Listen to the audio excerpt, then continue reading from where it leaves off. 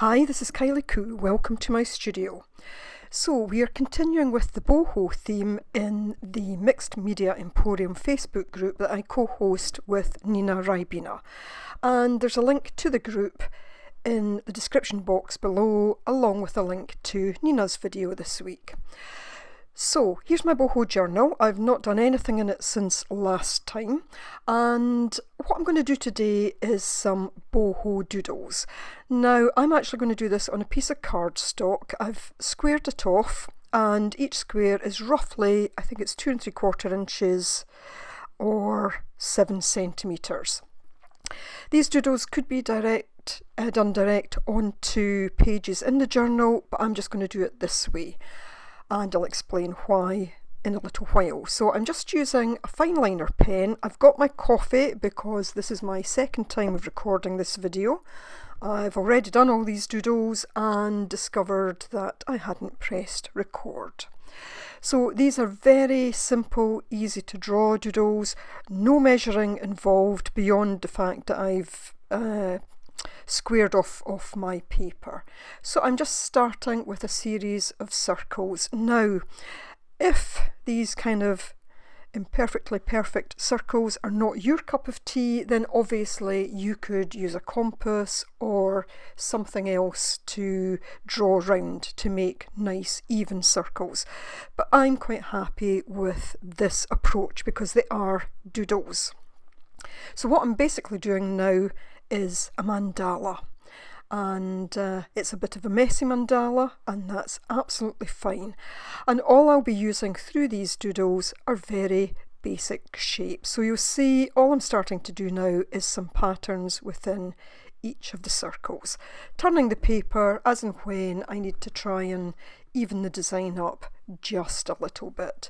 But basically through all these doodles I'll be using very similar patterns, and really that's why they're very easy to do. Now this is a great way just to kind of relax, spend a bit of time just literally doodling and not putting too much thought into it. The only thing I find with this is sometimes my hand gets a little bit sore, so you'll probably see me every so often just stretching my fingers out. So I'm trying here to, I think I've spoken about boho, that as far as I'm concerned it draws on various cultures. It's a celebration of various cultures, and many of the doodles that I'll do today draws on various cultures. We need to be careful that what we do, or at least this is my view, is not seen as anything that is derogatory or pejorative in any way in terms of what we do. So as I say, most of what I'm doing are in fact I think all of what I'm doing are very commonly used in doodles and boho type designs. So I feel quite happy that there's nothing that I'm doing here that would cause offence. And if I do, then, my sincere apologies for that. And I'll explain a few things as I go along. So basic mandala is really about creating a design, a piece of work within a circle.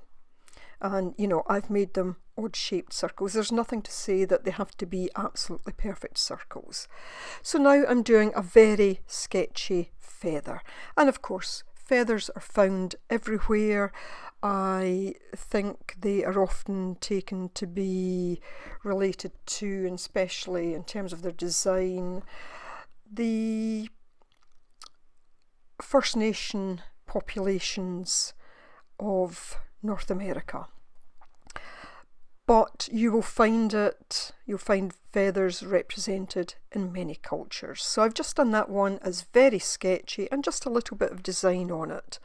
Now I'm doing just a very simple flower, a kind of very basic rose. You can make these as elaborate as you want or as simple. Now just kind of making a little, I guess kind of a garland. That's not the word I'm looking for, but it doesn't matter. And just a very simple leaf design. And as I say, my intention is that I will go on and use these in my journal. I'll probably cut them out. My journal, because it's a heavy textured paper, would be more difficult to draw on, but I probably will do some directly into my journal as well. So now I'm doing an arrow. An arrow again is a symbol that you'll find across many different cultures. I'm just showing here that there's different ways to draw arrows. There's one with a heart, one with a diamond. And I think these are good to use in different sorts of designs. You know, they can point towards a specific word or to an image, or just be part of a page where they're almost kind of self-standing. You can make them way more elaborate than this. So the next thing I'm doing is an eye. Now this is sometimes referred to as the evil eye, but in fact it is a kind of protection symbol, and it's a protection symbol really against the evil eye. So if someone was giving you the evil eye, this supposedly acts as protection against it, and it usually comes in very specific colours, different shades of blue. And again, the eye as a protection symbol is found in various cultures throughout the world. This one perhaps is more associated again with the First Nation peoples of North America, and it's a Dreamcatcher.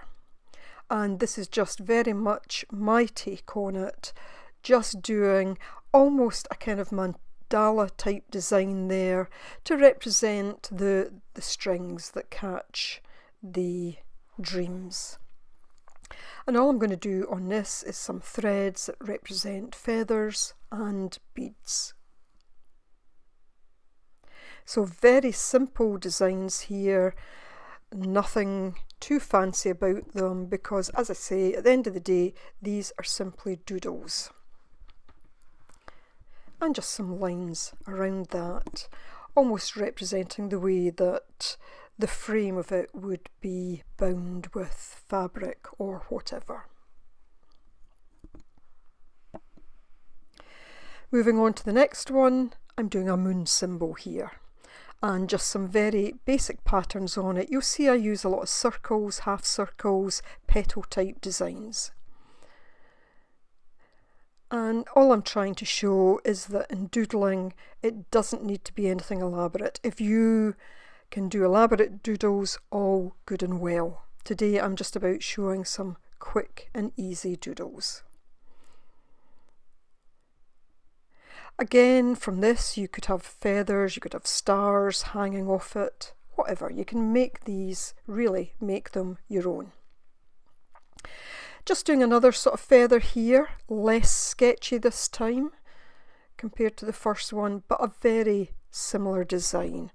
And just looking to put some different patterns on it. And again, you could make the patterns on these very elaborate. And although I don't go on to colour these today, because I did kind of run out of time with having to do this a second time, you can really bring these to life with using colour. But by the same token, I think they're quite effective just in terms of being in black and white. So I'm now doing the hamsa hand. And again, just a little bit of a design on it. And again, the hand is often a sign that's found throughout various cultures. And I think again, this is very much a kind of protection symbol. And I've seen these where they have the protection eye in the middle of them. I don't know if there are original designs like that, or if that's just people's interpretation of them. So now doing a very basic Paisley pattern shape, and all I'm doing is going around that several times. And again, I put a heart in the centre of this one, but you could put anything in it. And I'm just doing a basic scroll just now. Now if I was to colour that in, the scroll would probably look more effective on it. But again, you know, quite effective in simple black and white. And sometimes against a colour to page, a black and white design would sit quite nicely. And these could be done on tags, it could be done on journaling spots, or as I say, it could be done directly onto journal pages. And I'm going to be doing more with these in my video next week, where I'm going to try and bring everything that I've done within my little journal, or for my little journal, to a kind of conclusion, just to kind of bring it all together. So again, just doing a series of circles here, that kind of petal design, for want of a better name for it, around the outside. A bit of design in the middle, and this is one where you could write a word or something in the middle, or you could have an image in the middle, you could cut an image out. And I'm just going to write the word breathe. Didn't quite get the spacing right there, but that's okay. And the final one I'm going to do is, well, it's called different things, but let's just call it the peace sign. And, you know, the basic design is all that it needs really, but again, just showing here that you can make it slightly more elaborate. So I hope you like these basic doodles. I hope you find them of help and that you will give them a go. As I say, I will colour them for next week's journal. I'll colour them. I had started to colour them on camera, but that was the point. I realised it wasn't showing to begin with. So I could cut around these, or I could cut them out as little squares and add them. There's the first one that I did.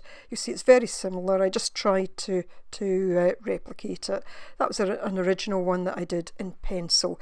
You can obviously photocopy this, and you could use it over and over. You could colour it and photocopy it, or you could simply photocopy it as is just now and then use it over and over.